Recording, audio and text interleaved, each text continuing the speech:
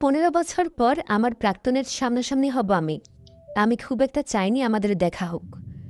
ওর স্ত্রীর আতিথেয়তায় মুগ্ধ আমি। শুধুই কি ঘরে আসা মেহমান বলে কি এত আদর আপ্যায়ন, নাকি অতীত জেনে এমন? যদি অতীত জেনে এমন হয় তাহলে বলবো মেয়েটা ভীষণ ভালো মনের মানুষ। আদিবকে দেখে আমি প্রথমেই থমকে যাই।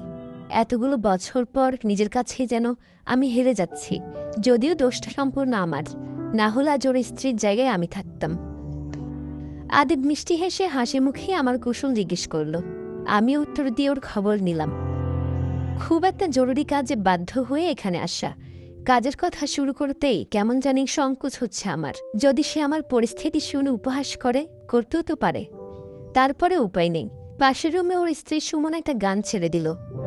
ফাগুন হাওয়ায় হাওয়ায় করেছে যে দান।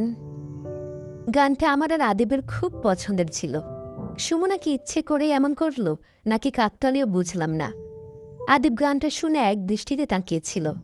তবে সে তাকানোতে পুরনো দিনের আভাস খানিক থাকলেও বাকিটা ছিল আমার প্রতি তার তিক্ততা। তবে সেটা বেশিক্ষণ স্থায়ী হয়নি, যেহেতু আমি আমার কাজের জন্য এসেছি ওর প্রফেশনের কাছে। আদিব বরাবরই খুব প্রফেশনাল, পড়াশোনার ব্যাপারেও তেমন ছিল। আমার বাসার সবার কথা এক এক করে জিজ্ঞেস করছিল আদিব। সবশেষে এসে থামল আমার সংসারের কথায়। আমিও এক বাক্যে উত্তর দিলাম, সবকিছুর জবাবই পাবে।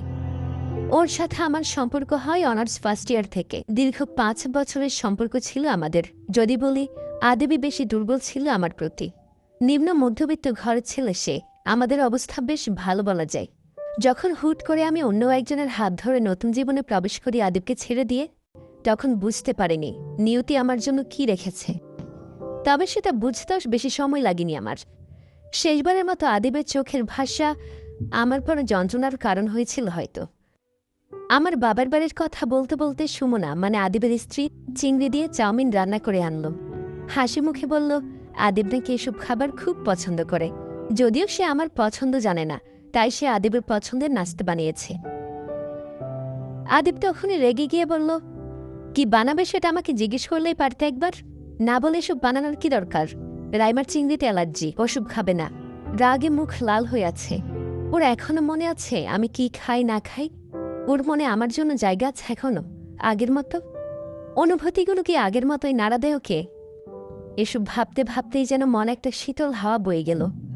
যেন অনেক দিনের হারিয়ে যাওয়া কোনো জিনিস খুঁজে পাওয়ার মতো আনন্দ।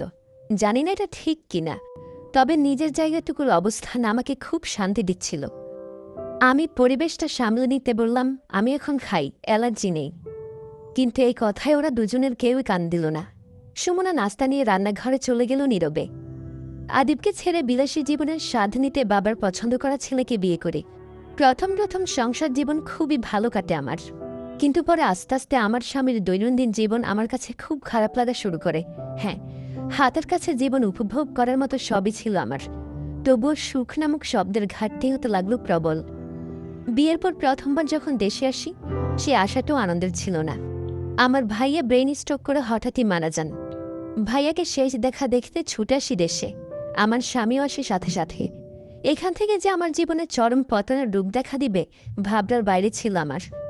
আমার স্বামী দেশের বাইরে যেতে অনীহা প্রকাশ করে। আমি মনে মনে বললাম, ভালোই হয়েছে, দেশে নিজের পরিবারের সাথে থাকতে পারবো, কিছুটা শান্তি পাবো। কিন্তু সেটা সম্পূর্ণরূপে ভুল হলো। আমার ভাইয়ের মেয়ে ক্লাস 7-এ পড়ে, বোর্ডিংয়ে থেকে পড়াশোনা করে। বাড়িতে আমি, বাবা, ভাবি আর আমার স্বামী। আমার সাথে আমার স্বামীর দূরত্ব যেন আরও দ্বিগুণভাবে বাড়তে লাগলো। এর কারণ কি বুঝতে পারছিলাম না। একদিন একটা কাজে বাইরে থেকে এসে দেখি আমার স্বামী আর ভাবি ঘনিষ্ঠ অবস্থায়, যার জন্য মোটেও প্রস্তুত ছিলাম না আমি। বাবাকে সবকিছু বলে দেই।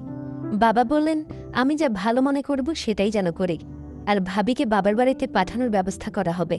প্রত্যেক মাসে ওনার যাবতীয় খরচ পাঠানো হবে এখান থেকে। আর আমি ডিভোর্সের সিদ্ধান্ত নিলাম। কিন্তু এর কয়েকদিন পরেই বাবারও হুট করে মৃত্যু হয়।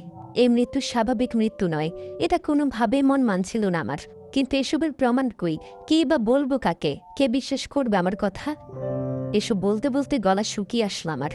পানি খেয়ে আবার বললাম, ডিভোর্স আমার ঠিকই হয়ে গেছে, কিন্তু আমার বাবার সম্পত্তি থেকে আমাকে বঞ্চিত করতে চায় ওরা।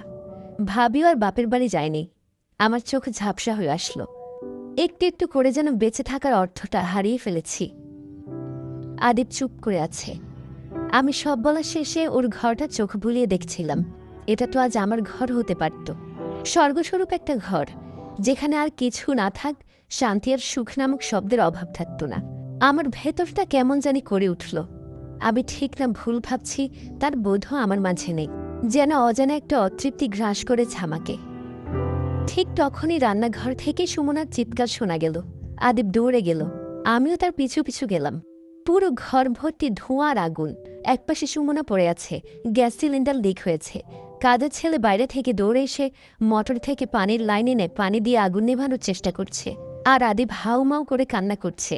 সুমনাকে বাইরে আনার চেষ্টা করছে। আমিও পানি দিতে সাহায্য করছিলাম, কিন্তু দেখছিলাম আদিব কেমন পাগলের মতো তার মানুষটার জন্য কাঁদতে পারে। এই পাগলামি আমি আমার জন্য দেখিনি কখনো। অবশেষে সুমনাকে বের করে এনে হাসপাতালে নিয়ে যাওয়া হয়। আদিবের সুমনার প্রতি অস্থিরতা আমাকে যেন দূরে ঠেলতে শুরু করল। আমি যে 2 ঘন্টা যাবৎ আছি সেটা ওর খেয়ালই নেই। সময়ের দূরত্ব যে জায়গাটার বদন ঘটেছে তা যেন একটু একটু করে জানান দিচ্ছিল। সুমনার খুব বেশি আহত হয়নি। আদিবের কাছে আছে। নার্স এসে বলল আমাকে ভেতরে যেতে। অনেকটা সুস্থ আছে সুমনা। সুমনা আমাকে দেখে আদিবকে বাইরে যেতে বলল। আমি কিছুটা অবাক হলাম। আদিব বাইরে যেতেই সুমনা বলল, আমি সবই জানি, জেনেও আপনার সাথে আতিথেয়তায় ত্রুটি করিনি, মুখ বাঁকা করে বসেও থাকেনি। কিন্তু যখন আপনার সব কথা রান্নাঘর থেকে শুনছিলাম এবং আপনার আমার ঘরের দিকে তাকানোর অর্থ খুঁজছিলাম, তখন কোথায় জানি একটা অমিল ধরতে পারছিলাম, যা কোনো নারী সহ্য করতে পারে না। আপনার তাকানোর অর্থ অন্য কিছু লোভ যেন আমার কাছে পরিষ্কার দেখা দিচ্ছিল। তার আগে চিংড়ির জন্য আদিবের রাগারাগি আমার সাথে সেটা আপনারও মনে প্রভাব ফেলেছে অনেকটা। তাই আদিবের জীবনে আমার স্থানটা দেখিয়ে দিতে এতটুকু করতে আমার ভয় হয়নি। আমি একজন নারী, আরেক নারী হয়ে আরেক নারীর চোখের ভাষা বুঝতে একটু সময় লাগেনি আমার। তবে হ্যাঁ, নিজেকে রক্ষা করে যতটা করা যায় ততটুকু করেছি। নিজের প্রতিও তো আমার মায়া আছে। ভালোবাসার মানুষটার সাথে তো সারা জীবন কাটানোর ইচ্ছে। মরে গেলে তো শকুন দেশে ছিঁড়ে খাবে।